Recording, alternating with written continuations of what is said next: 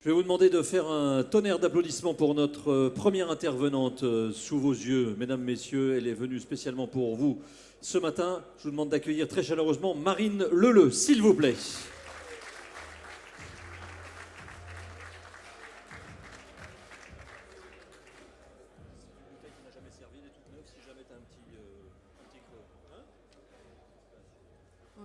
Voilà, bonjour Marine. Bonjour à tous. Marine, c'est la pêche, à la fois le sourire, mais aussi la pêche lorsqu'elle se donne des objectifs. Pour celles et ceux qui ne la connaissent pas, en quelques mots, c'est une athlète du haut niveau, hors du commun, puisque Marine aime tout ce qui se fait sur longue distance, que ce soit l'Ironman ou quelque chose d'encore plus long, c'est l'enduroman.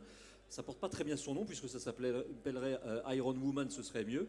D'ailleurs, on va se tutoyer. Tu es en train d'en préparer un d'Ironman. Ouais, exactement. Celui qui est le plus connu peut-être en France, c'est l'Ironman de Nice. Quand est-ce cette joyeuseté? Dans 17 jours. Ah oui. J-17. Voilà, donc à ce rythme-là, évidemment, de niveau de compétition, on compte les jours. Alors pour ceux qui sont ici, ou celles qui sont ici, mais plutôt ceux, on l'a vu depuis ce matin, qui ont du mal parfois d'une semaine à l'autre à rentrer dans leur costume parce qu'ils sont allés trop souvent au congrès du SINASAV et abusé un peu du buffet. Raconte-nous un peu ce que c'est comme menu l'Ironman. Alors, l'Ironman, c'est un mélange de 3 disciplines. Oui. Donc, c'est 3,8 km de natation. Très bien. En En mer. eau vive, hein, en mer, Ouais, oui, c'est ça. d'accord. Donc 180 km à vélo. Très Avec, bien. là, il y a 3000 de dénivelé positif. Voilà. Et on finit par courir un marathon, donc 42 km. Et ça en moins de 15 heures. Voilà, tout ça en moins de 15 heures. Donc autant vous dire que ça mérite des applaudissements, s'il vous plaît.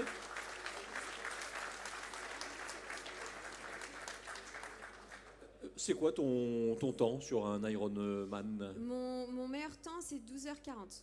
12h40, c'est énorme, ça mérite d'être applaudi. Alors ça, vous vous dites, mais cette fille-là est dingue, elle fait des trucs incroyables, mais bon, l'Ironman à côté de l'enduroman, c'est encore pas grand-chose. On va passer un cap supérieur. L'enduroman, ça part en Grande-Bretagne et ça arrive à Paris. Raconte-nous exactement de quoi il s'agit. Tout de suite, ça pose, quand elle enlève la veste, on n'a pas envie d'aller la chercher et de lui dire t'as de beaux yeux, est-ce que tu voudrais venir danser un slow avec moi sur la piste? Là, non. Tout de suite, non. On garde les distances. Alors, l'enduroman. L'enduroman, en fait, du coup, donc on part de Londres, on rejoint Londres à Paris, donc Oui. c'est l'Arche de Londres à l'Arc de Triomphe. Oui, en Donc- Eurostar, ça se fait bien. Oui, mais donc c'est 150 km de course à pied, enchaîné avec la traversée de la Manche à la nage, et après c'est Calais-Paris à vélo, voilà. Et du coup, je suis la première Française au monde à l'avoir fait. À l'avoir Et, terminé. À l'avoir terminé, Oui, voilà. oui. Et c'était en 2018 et c'était trop cool. Et En combien d'heures? 69 heures. 69 heures. Ouais. Alors là, si vous n'applaudissez pas là-dessus, franchement.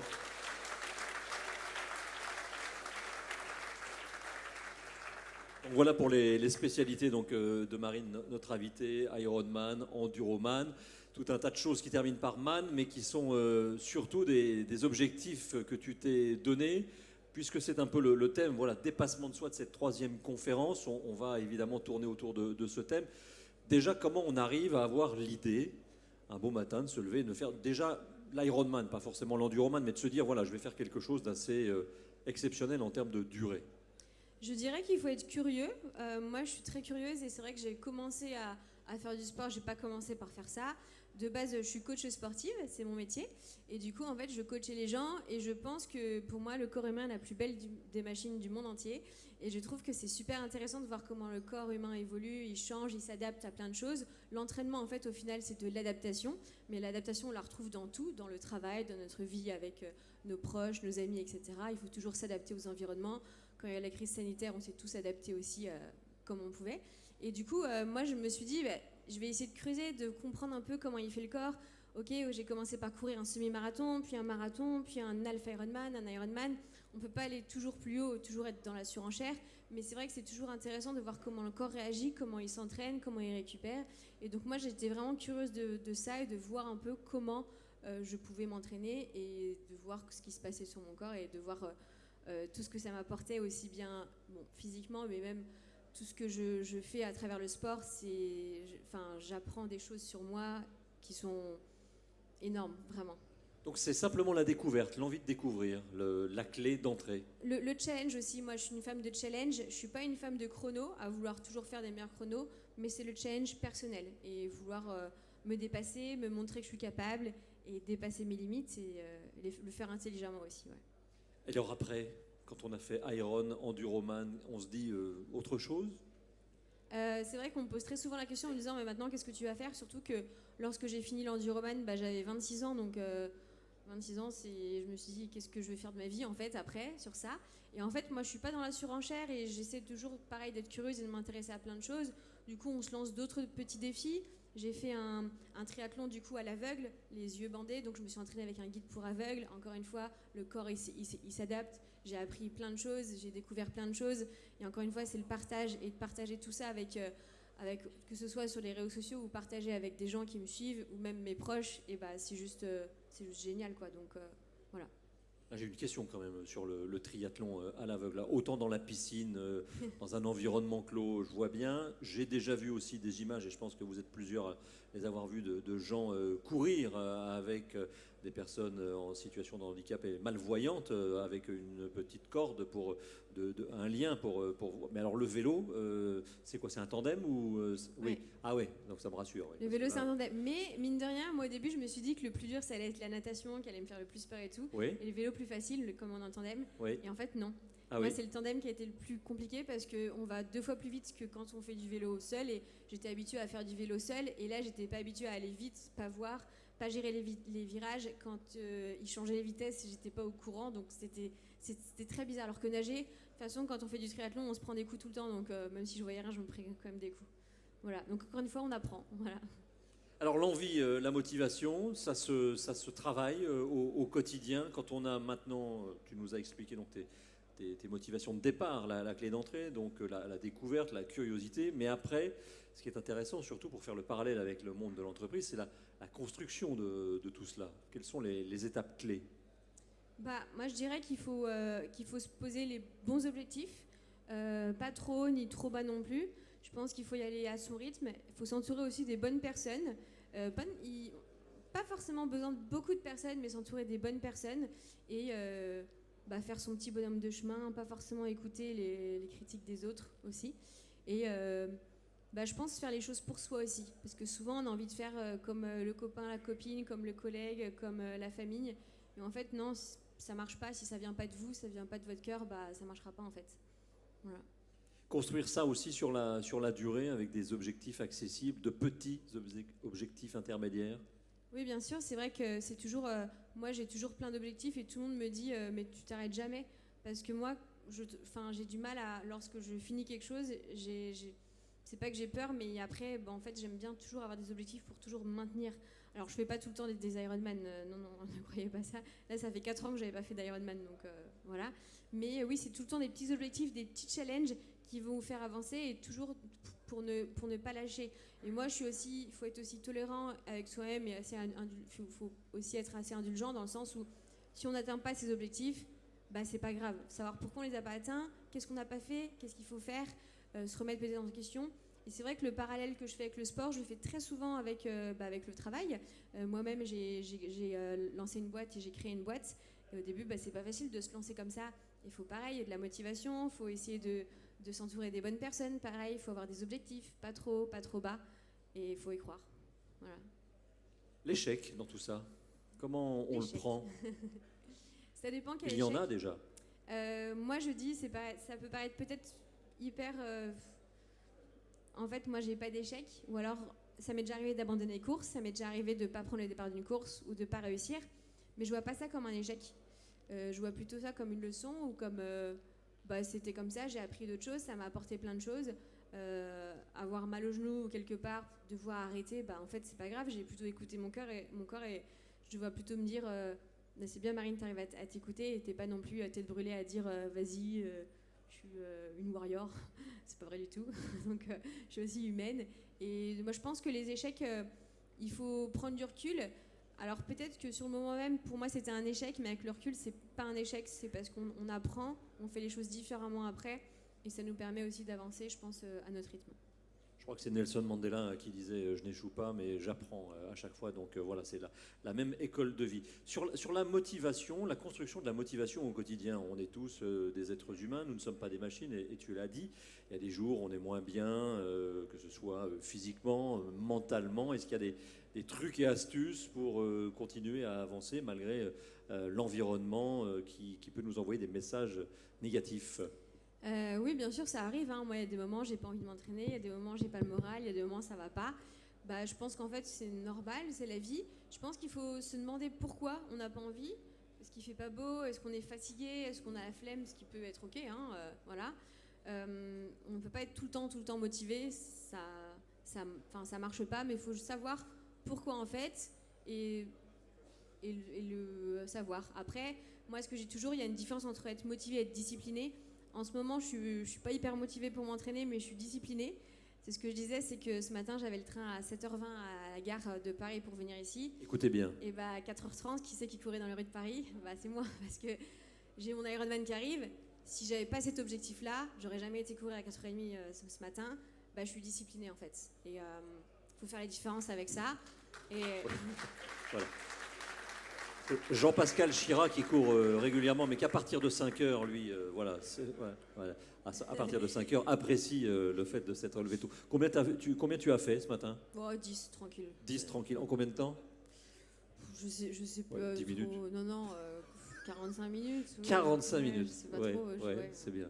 Rappelle-nous la distance entre pour l'enduroman en course à pied. 150 km. 150 km, oui, je raconte la petite anecdote, on a échangé tout à l'heure, moi je fais un petit peu de course à pied comme beaucoup d'entre vous pour se maintenir, pour essayer de rentrer, comme je le disais, dans le pantalon le lundi matin.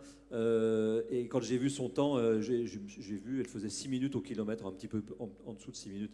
Je dis, oh bah ça va Jérôme, t'es pas trop mauvais, sauf que c'est sur 150 bornes de suite.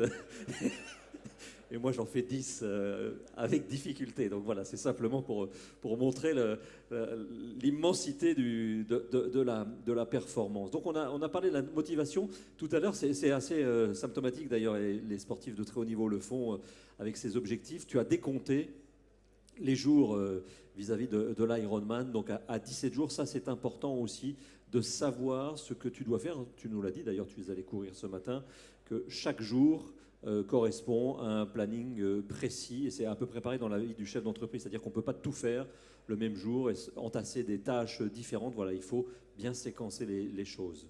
Bah, c'est vrai que moi je trouve que c'est important parce que quand on prépare une épreuve comme ça, il y a l'aspect physique mais il y a l'aspect aussi mental, et je trouve que c'est important aussi de préparer sa tête et son mental, et des fois on l'oublie. Et là ça veut dire que à ma tête et mon cerveau, tous les jours je lui dis dans 17 jours t'as ça, dans 16 jours t'as ça, dans 15 jours t'as ça, pour qu'il imprime. Ça peut paraître bizarre mais c'est important de s'imaginer, de faire de l'imagerie un petit peu, de se voir nager, de se voir courir, de se voir faire du vélo, de se voir souffrir peut-être aussi. Mais pour moi c'est hyper important du coup de préparer ça, parce que mentalement c'est important de se le mettre, et aussi c'est important aussi pour le planning sportif. Comme tu disais, bah c'est vrai de savoir, ok, bah moi dimanche par exemple c'est ma dernière grosse sortie course à pied, je cours 25 km dimanche, et bah je sais que c'est prévu, c'est pas lundi, c'est dimanche, voilà. Donc c'est important de faire ça. Plus on se rapproche de l'échéance, plus il faut être rigoureux, il faut faire attention à ne pas se blesser aussi, bien manger, bien récupérer, bien dormir. Vous allez me dire oui, bah bien dormir, mais elle m'a dit qu'elle s'est levée à 4h30 ce matin, mais hier à 21h30 je dormais, donc voilà, en ce moment, c'est vrai que ma priorité, c'est sur l'entraînement. C'est pas tout le temps comme ça, hein. J'ai une vie aussi, mais c'est qu'en ce moment, c'est ça. Voilà, avoir des priorités, être discipliné et faire les choses avec le cœur aussi. Aujourd'hui, donc, c'est l'humain, l'énergie. D'ailleurs, ça repasse l'énergie des entreprises. Et en discours d'ouverture, Roland Bouquet, le président, évoquait, même pour un défi personnel comme la conquête de l'Everest, c'était il y a fort longtemps, la première fois, c'est un travail d'équipe. C'est aussi un travail d'équipe. Ça n'est pas parce qu'on est seul sur son vélo, seul dans l'eau ou seul en course à pied qu'il n'y a pas évidemment des gens derrière, une équipe derrière qui prépare à cet exploit. Oui, exactement. C'est vrai que l'aspect familial est très important. Moi, je suis très famille, et j'ai mon père et ma mère, enfin tout le monde est très famille, et pour moi c'est très important. Je suis aussi très entourée et je partage beaucoup de choses sur les réseaux sociaux. J'ai presque un demi-million de personnes qui me suivent sur les réseaux sociaux, et du coup, bah, c'est vrai que je dis pas que je fais ça pour eux, je fais ça pour moi avant tout, mais c'est vrai que ça aide, les encouragements, etc., de se sentir aussi soutenu. Mais c'est vrai que c'est important aussi de se sentir accompagné, de se sentir aussi pas seul dans l'épreuve. Moi, je sais très bien que j'ai mon père et ma mère qui vont venir me voir sur l'Ironman. Je les imagine déjà sur le bord de la route et je vais pleurer, c'est sûr. Mais du coup, ça me motive, quoi. C'est ça qui est bien. Donc, encore une fois, s'entourer des bonnes personnes, c'est important. Voilà. Le retour d'expérience, pour faire le parallèle avec le monde de l'entreprise, après une performance, quelle qu'elle soit bonne ou moins bonne, voire un échec, un abandon, c'est aussi quelque chose d'important de le faire à froid et d'en tirer les conséquences. Oui, bien sûr, je pense que c'est important de réfléchir, de voir encore une fois, comme je disais, ce qui s'est passé, ce qui s'est pas bien passé, ce qu'on aurait pu faire, ce qu'on aurait pu changer. Ça peut arriver qu'on se trompe, ça peut arriver de mal faire les choses. Voilà. Oui, je pense que c'est important de pouvoir en parler aussi, analyser et prendre aussi des conseils. Mettre des mots sur les erreurs ou les petites choses qui n'ont pas fonctionné. Oui, exactement. Mettre des mots, savoir exactement ce qu'on pourrait faire et changer et pas avoir peur de se dire c'est pas grave, la prochaine fois je ferai différemment. Voilà. Alors j'ai lu dans tes notes tout à l'heure, j'ai un peu fureté, quand même un point important sur le retour d'expérience. Je crois que c'est une phrase, 2 fois la même erreur, c'est une faute. Ça n'est pas anodin comme phrase. Ouais, je pense que je suis un peu aussi exigeante avec moi-même. Après, ça dépend. Oui, c'est vrai que sinon on n'a pas forcément appris. Et encore une fois, c'est pas grave, on va pas non plus en vouloir toute sa vie, mais je trouve que c'est dommage de faire 2 fois la même erreur. Voilà. Ou alors c'est qu'on a mal analysé la situation, on a mal vu ce qu'on avait mal fait la dernière fois et on s'est trompé, quoi. Voilà. La vie de Marine ressemble à quoi entre les courses, hein? Tu nous as dit que tu étais coach sportif, tu es aussi sur les réseaux sociaux, une entreprise. À quoi ça ressemble la vie en dehors de la préparation de l'Ironman telle qu'elle peut t'occuper en ce moment? Alors ce qui est bien, c'est que moi, j'ai pas une journée qui est la même. Donc j'ai 3 casquettes. J'ai la casquette de coach sportif, donc je coach des gens en personnalisé, des gens donc, qui préparent soit des courses ou même juste des gens qui veulent juste bouger, se mettre au sport, etc. Pas forcément des grands sportifs, au contraire, je trouve que c'est vraiment génial. J'ai des noms là au premier rang.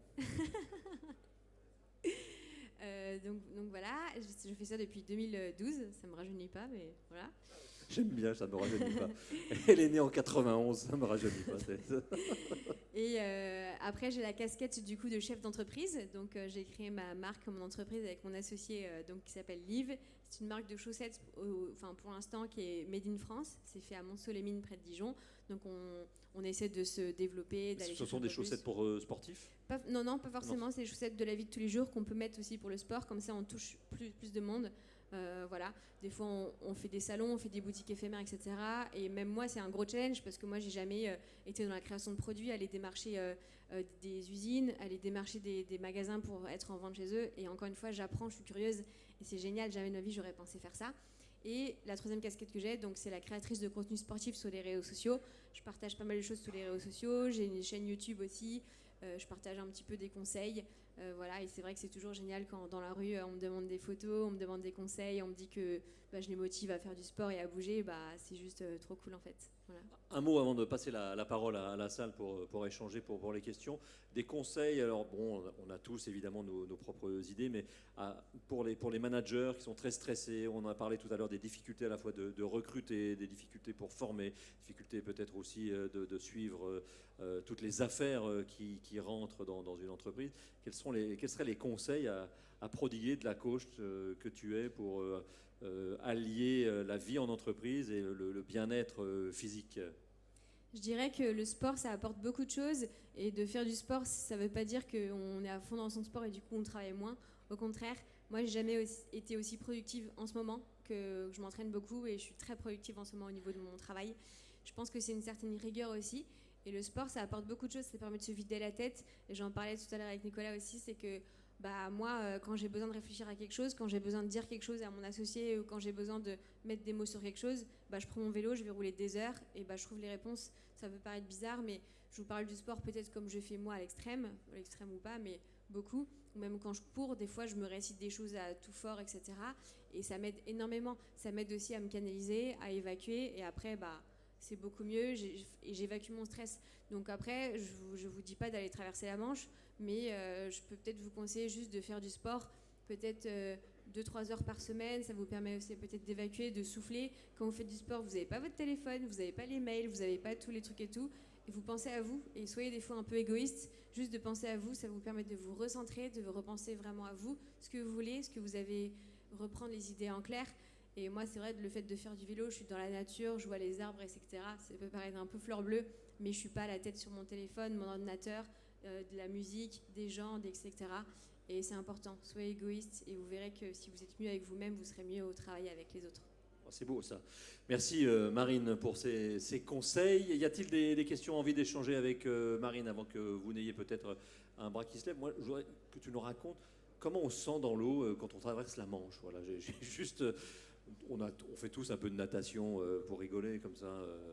Quand on va une fois par semaine, une fois par an en vacances au bord de l'eau, mais comment c'est la traversée de la Manche à la nage? C'est froid déjà, oui. parce que l'eau est à 13 degrés, donc oui. c'est voilà. Une combinaison quand même. Oui, mais une toute petite combinaison, parce que si c'est une grosse combinaison, au bout d'un moment, les épaules, ça nous fait... Ça tourne plus. Voilà. Oui. Et donc, pour ce défi, j'avais pris 12 kilos. Donc prendre 12 kilos quand on court 50 km avant, c'est pas facile, mais c'est toute une préparation. J'avais pris des douches froides pendant 1 an et demi. Pourquoi il faut prendre du poids? Parce qu'en fait, si on a froid, on fait une hypothermie. Hypothermie égale crise cardiaque. Et ça peut paraître dingue, mais le monsieur qui l'a fait avant moi, il est décédé malheureusement. On n'a pas de certificat médical quand on part sur ça. C'est vraiment nous, on prend nos décisions. C'est quand même une course extrême, il faut le savoir. Enfin, ça paraît fou comme ça, mais c'est comme ça. Il faut vraiment savoir si on veut le faire, etc. Mettre tout en place. Il faut préparer ses ravitaillements. Le ravitaillement qu'on a dans la Manche, c'est pas ça dure combien de temps? Alors la Manche, c'est 33 km à vol d'oiseau et moi j'ai nagé 49 avec les courants. Il y a tout le temps des courants, c'est obligatoire qu'on fasse beaucoup. Moi j'ai nagé 15h06, donc sans toucher le bateau. Si on touche le bateau, on est disqualifié, donc c'est vrai qu'on est nourri avec une perche. Et j'avais un protocole de ravitaillement chaud, ravitaillement froid toutes les 30 minutes. Et voilà, mais donc c'est froid, il y a des bancs de méduses qui viennent nous piquer, pas mal. Si on le fait en juin, l'eau est plus froide, il y a moins de méduses. Si on le fait comme moi, si on le fait en septembre, l'eau est plus chaude, mais il y a beaucoup plus de méduses. Et il y a des phoques aussi qui viennent un peu jouer avec nous et c'est un peu bizarre aussi. Voilà. J'aime bien le raconter ça avec le sourire. Bah 15 heures dans l'eau à 13 degrés. Encore une fois, prendre du recul. Nourri à la perche sans toucher le bateau. Enfin bref, le rêve.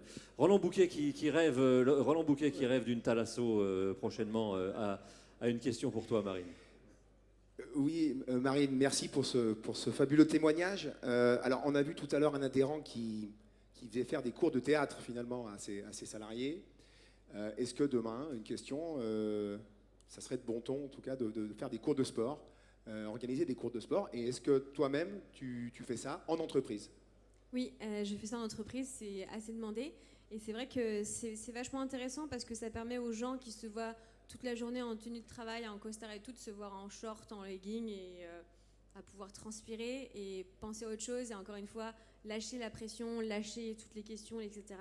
Partager quelque chose différemment, se rapprocher, et l'esprit d'équipe, on le dit dans le travail, mais dans le sport, en fait, pour moi, tout est vachement lié. Donc oui, ça m'arrive de le faire, et c'est juste génial. Super, merci.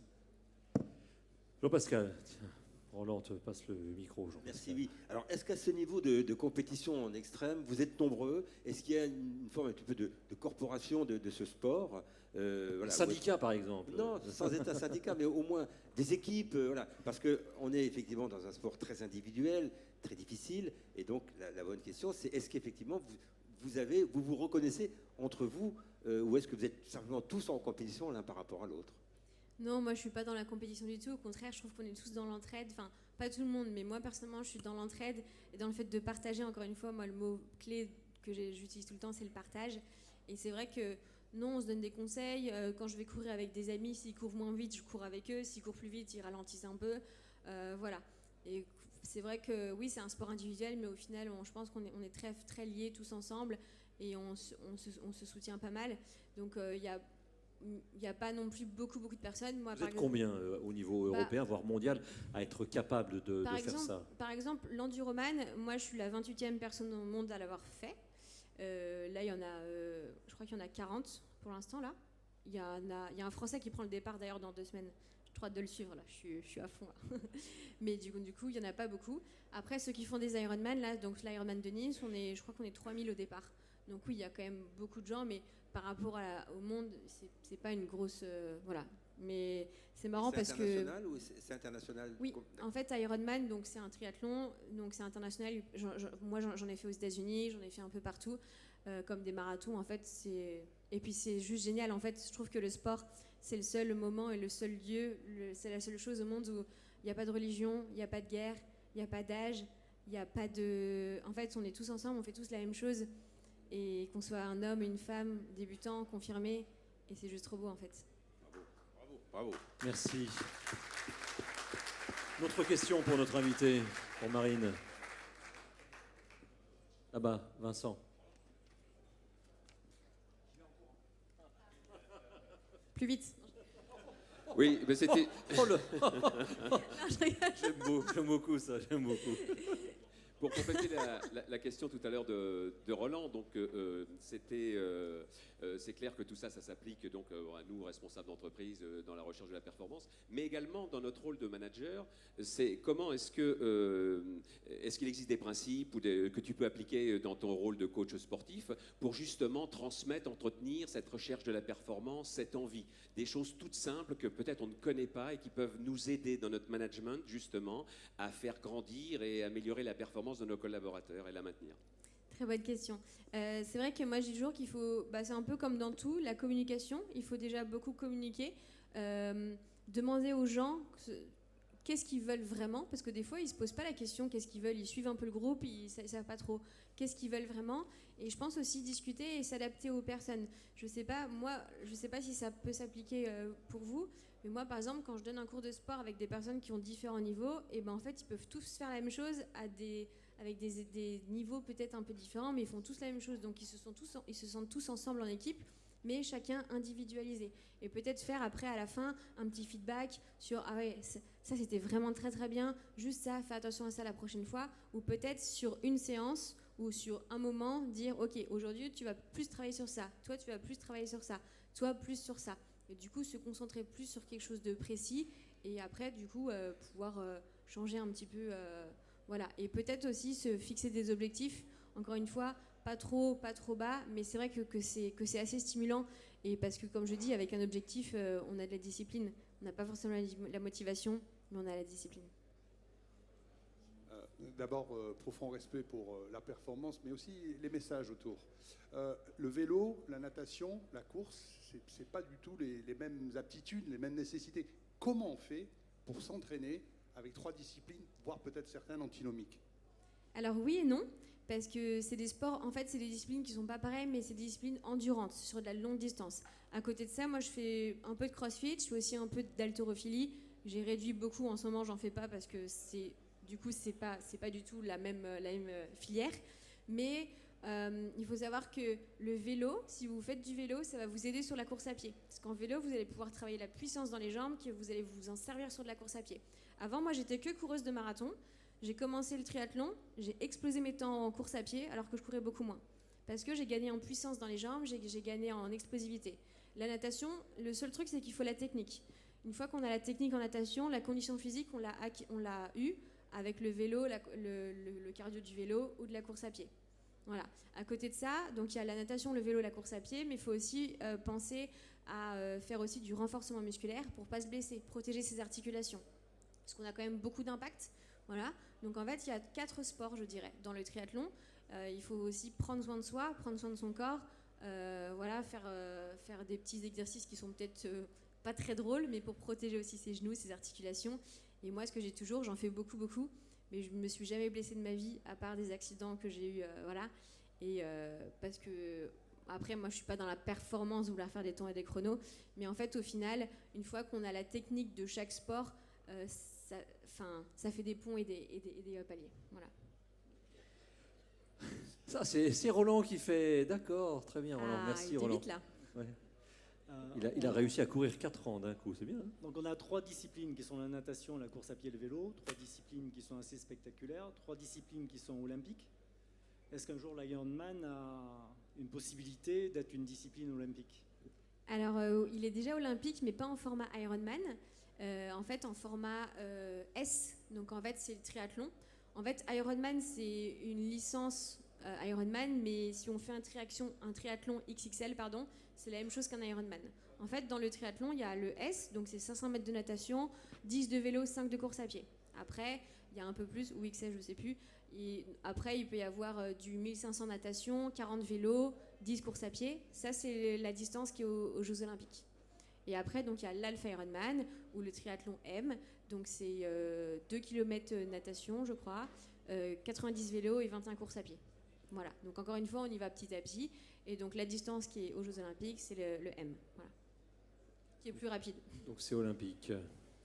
D'autres questions? Alors, Marine est trop modeste et humble pour vous en parler, mais elle est aujourd'hui donc devant vous à préparer l'Ironman de Nice. Mais ce qu'elle n'a pas dit, c'est qu'après son Enduroman, elle a été victime d'un très grave accident de la circulation à Paris, renversée par un poids lourd alors qu'elle était sur un vélo, ce qui t'a valu du coma et de nombreuses semaines de rééducation. Là aussi, peut-être on peut évoquer la motivation, peut-être de revenir après un accident de ce genre. Ça forge le caractère. On trouve quelque chose de supplémentaire dans sa motivation. Bah, c'est vrai que ouais, ça a été un événement qui a été assez compliqué pour moi, surtout qu'il est arrivé 10 jours après du coup l'enduroman. Donc pour vous resituer, je finis l'enduroman, je traverse la Manche à la nage, j'ai le record du monde. Je suis sur les télés, les radios, etc. Je gagne plus de 70 000 abonnés en 2-3 jours. Je suis au summum. Et 10 jours plus tard, je me fais percuter par un camion qui grille un feu rouge. Et là, je suis dans le coma. Et je me réveille et on me dit qu'on ne sait pas si je vais pouvoir remarcher un jour. Et mon corps n'a pas compris, ma tête n'a pas compris. Et je suis encore vachement émue d'en parler. Et c'était vachement compliqué parce que j'ai dû en fait me dire qu'est-ce que tu veux vraiment, Marine ? Qu'est-ce que tu veux revenir? Parce que moi, ce que je fais, c'est ce que j'aime en fait. Et c'est ce qui m'anime et c'est ce qui me fait vivre personnellement. Et en fait, ça fait partie de mon quotidien. Donc je me suis battue en fait. Je me suis battue énormément. Et pour vous dire, à l'hôpital, etc., c'est entre guillemets grâce à cet accident que ma boîte a explosé. Que j'ai bossé à fond comme une malade parce que je pouvais pas marcher. Et c'est compliqué de passer 2 mois à l'hôpital à l'IT alors qu'on vient de faire un exploit incroyable. Et c'est là que j'ai bossé à fond et que j'ai voulu vraiment, encore une fois, me challenger et réussir. Et après, j'étais beaucoup en centre de rééducation pendant plusieurs mois. J'ai dû réapprendre à marcher, réapprendre à faire plein de choses. Et c'est vrai que oui, je pourrais jamais recourir des 100 km. Bon, déjà des marathons, c'est bien, mais je pourrais jamais faire ce que j'ai fait avant. Mais au moins, je peux faire ce que je fais et je peux le partager. Et je peux aussi, encore une fois, montrer que le sport, moi, m'a énormément aidé à revenir. Ça m'a énormément aidé à reprendre confiance en moi et en fait à revivre tout simplement. Alors, on sent l'émotion et bravo pour tout ça. Voilà, je ne vois plus de mains qui se lèvent et que nous sommes pas très loin de la pause déjeuner. Je vais vous remercier. Donc, allez, une dernière question là, Roland, si tu as encore le micro. On va le passer à monsieur. Bonjour. Rebonjour Jérôme. Juste une profonde admiration pour Marine que je connais un petit peu et je suis aussi pratiquant de triathlon. Est-ce que tu peux nous parler un peu plus de... alors nous aussi, NASAV et dans la profession, on s'intéresse aussi aux réseaux sociaux et à leur impact. De ce que tu constates en tant que sportive de l'extrême, qu'est-ce que tu transmets à travers les réseaux sociaux? Est-ce que tu arrives à mesurer un petit peu les effets de ce que tu transmets? Ou c'est plutôt quelque chose que tu donnes et tu as du mal à savoir vraiment ce qui au bout du bout ce que ça va donner chez les gens? C'est vrai que des fois je me rends pas trop compte qu'il y a autant de personnes qui me suivent sur les réseaux sociaux. Je vois le chiffre, mais c'est vrai que tous les jours, je suis arrivée à la gare de Lyon, il y a des gens qui m'ont demandé des photos. Là, il y a plein de gens qui m'ont dit je t'attends à la gare pour ton train pour faire une photo et tout, c'est fou. En fait, je me rends pas compte parce que je suis comme tout le monde. En fait, pour mes parents, je suis leur fille, pour mon frère et ma soeur, je suis leur sœur. Mais c'est vrai que quand je fais des fois, quand je rencontre des gens, les gens sont très contents de me voir et je sais pas si qu'ils me disent que je les inspire, que je leur apporte de la motivation. Et je partage tous les jours sur les réseaux sociaux, mais je me rends pas trop compte de ça. Mais bien sûr que je le vois parce que j'ai écrit 2 livres et ça a tout de suite super bien marché. C'est vrai que les marques me contactent pour du coup pour les représenter, pour participer à des événements, pour être l'image de quelque chose. J'ai été plusieurs fois l'image du marathon de Paris, l'image de l'Ironman de Nice, le visage de tout ça. Et parce que en fait, je suis pas une professionnelle, je suis pas une athlète, je suis juste une passionnée. Et je pense que ça représente la majorité des gens qui font du sport aussi, peut-être avec passion, sans forcément vouloir toujours être dans la performance. Donc oui, les réseaux sociaux, c'est vrai que c'est très important maintenant dans notre société. Le monde du digital, c'est très important. Moi, je le vois vraiment parce que ça me permet de travailler aussi, et ça me permet aussi d'échanger. Et le visuel est très important. Et c'est vrai que je pense qu'il faut pas non plus oublier que les réseaux sociaux, maintenant, c'est quand même assez important, même si le mot influenceur, influenceuse, des fois, il est un peu péjoratif, mais par la force des choses, c'est ce que je suis. Ouais. Merci. Voilà donc, ainsi s'achève cette conversation avec Marine Leleu, que l'on Merci. peut applaudir très chaleureusement. Et pour celles et ceux que son parcours a inspiré, je rappelle qu'un jeune Cubain de 56 ans, c'est le plus vieux, a fait l'enduroman. Donc il n'est jamais trop tard pour bien faire. Vous pouvez toujours vous lancer des défis et de nouveaux objectifs. Voilà. Merci beaucoup Marine. À tout à l'heure, 15h, avec un autre intervenant, Nicolas Bouzou. Merci.